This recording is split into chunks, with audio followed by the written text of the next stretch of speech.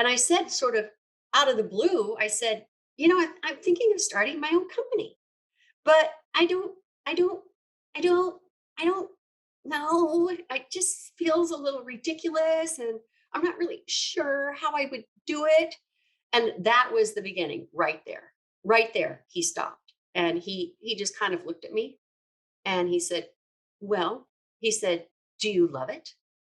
And I said, what do you mean? And he said, do you love what you do? This company that you're thinking of starting, do you love it? Do you love doing it? And I was like, yeah, yeah, as a matter of fact, I do. Yes, I do. I'm a writer. I've been a writer since I was a kid. I started writing when I was maybe 7 or 8. And I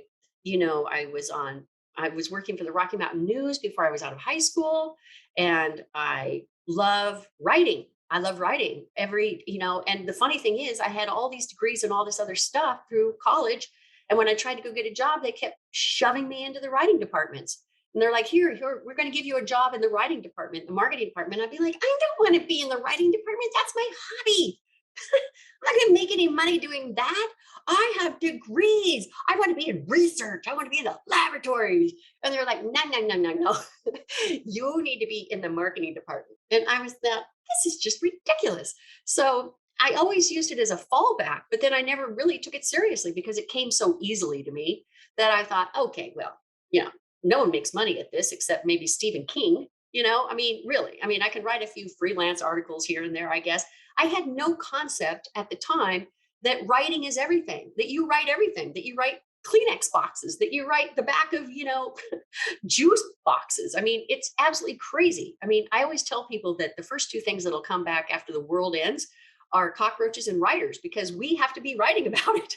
We're the ones who have to talk about it.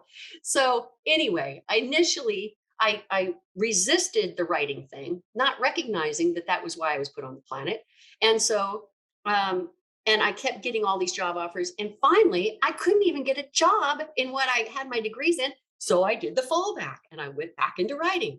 And so I was at papers and then I was at magazines and then I was with the Associated Press and I was doing all of this stuff. And then I decided to get into corporate marketing because corporate writing is a lot friendlier. It's more like cheerleading. You're not ruining people's lives. When you're writing newspaper articles and all that sort of thing, it's really depressing.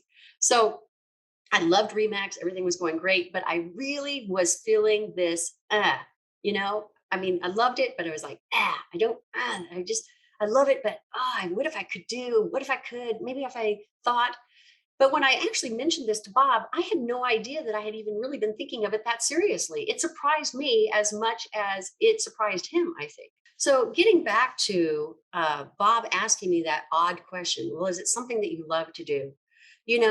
Every single one of us was put on this planet with a purpose. And every single one of us has something in our bones and in our soul that should be expressed, that needs to be expressed, that can be expressed to the world. And it's sitting right there at your feet. It's ready. It's ready to make it happen.